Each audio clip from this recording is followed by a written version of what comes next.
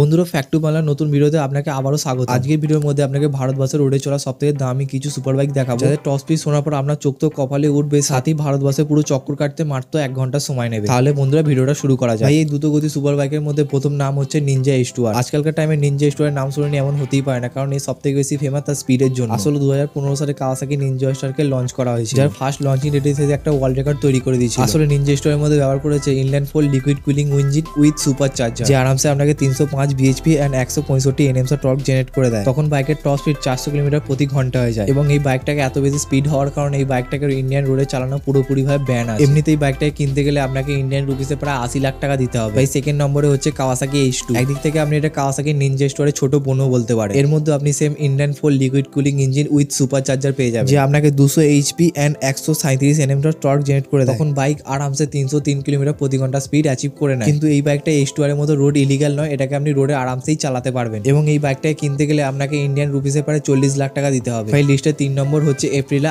RS V4 factory. ভাই Aprilia কোম্পানির সবথেকে পাওয়ারফুল সুপার বাইক হচ্ছে এপ্রিলা RS V4 ফ্যাক্টরি। এই বাইকটার মধ্যে ব্যবহার করেছে 1000 cc V4 ইঞ্জিন, যে আরামসে আপনাকে 201 HP and 125 Nm torque generate করে দেয়। তখন বাইকের টপ স্পিড 330 কিলোমিটার প্রতি ঘন্টা হয়ে যায়। এই বাইকটাকে আপনি আরামসে রোডে চালাতে পারেন, এবং এই বাইকটাকে আপনাকে কিনতে গেলে ইন্ডিয়ান রুপিসে প্রায় 30 লাখ টাকা দিতে হবে। ভাই লিস্টে 4 এ হচ্ছে BMW S1000 RR। এমনিতেই বাইকটা 3টে মডেল আছে, BMW S1000, BMW S1000 RR এন্ড BMW S1000 RR M। কিন্তু এই 3টে বাইকের মধ্যে ইউজ করা আছে ইনলাইন 4 লিকুইড কুলিং ইঞ্জিন, যে আরামসে আপনাকে 206 HP and 113 Nm torque generate করে দেয়। তখন বাইকের টপ স্পিড 306 কিলোমিটার প্রতি ঘন্টা হয়ে যায়। এবং একদিক থেকে দেখতে গেলে এই বাইকটাকে সুপার বাইকের মধ্যে সবথেকে আধুনিক সুপার বাইক বলা হয়ে থাকে, কারণ এর মধ্যে আপনি ফিচার্সে পুরো ভান্ডার পাবেন। এবং এই বাইকটাকে আপনাকে কিনতে গেলে ইন্ডিয়ান রুপিসে প্রায় 50 লাখ টাকা দিতে হয়। ভাই এই লিস্টের মধ্যে লাস্ট হচ্ছে R1M। এটা ইয়ামাহা কোম্পানির সবথেকে পাওয়ারফুল সুপার বাইক হচ্ছে R1M, যার মধ্যে আপনি same inline 4 liquid cooling engine পাবেন, যে আরামসে আপনাকে 200 HP and 113 Nm torque generate করে দেয়। তখন বাইকের টপ স্পিড 303 কিলোমিটার প্রতি ঘন্টা হয়ে যায়। এবং আপনি জেনে অবাক হবে